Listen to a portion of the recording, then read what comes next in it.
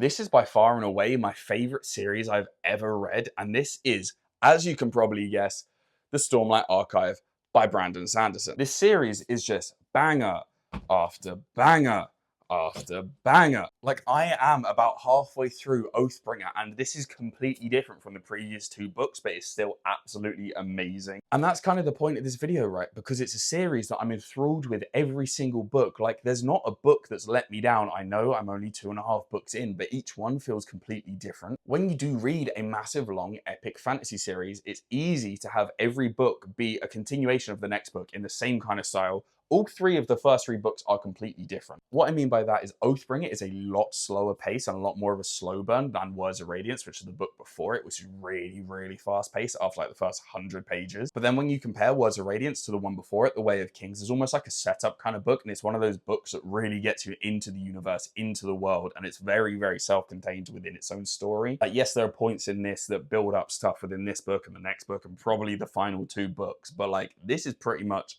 you could just read this by itself. They have this amazing ability to be able to make you want to read more, even though you're having to read like 1,100, 1,200, 1,300, 1,400 pages per book. You're like, I want to read more, I want to read more, I want to read more. And I'm not saying that other series that I've read don't have that, but you get to the end of these books and there's so much that's left unanswered in such a good way.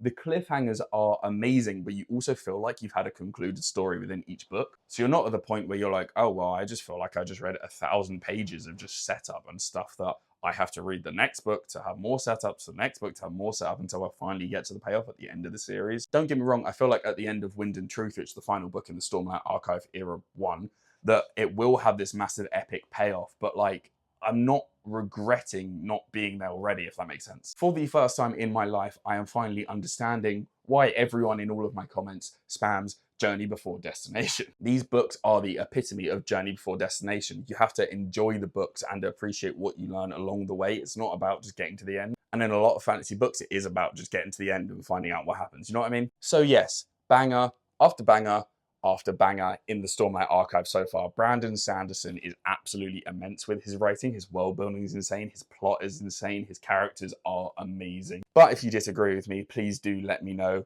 No offense taken, I promise. This is just my favorite epic fantasy series ever. Obviously, I'm joking. Let me know what you thought in the comments below. Make sure to like, make sure to follow, and happy goddamn reading.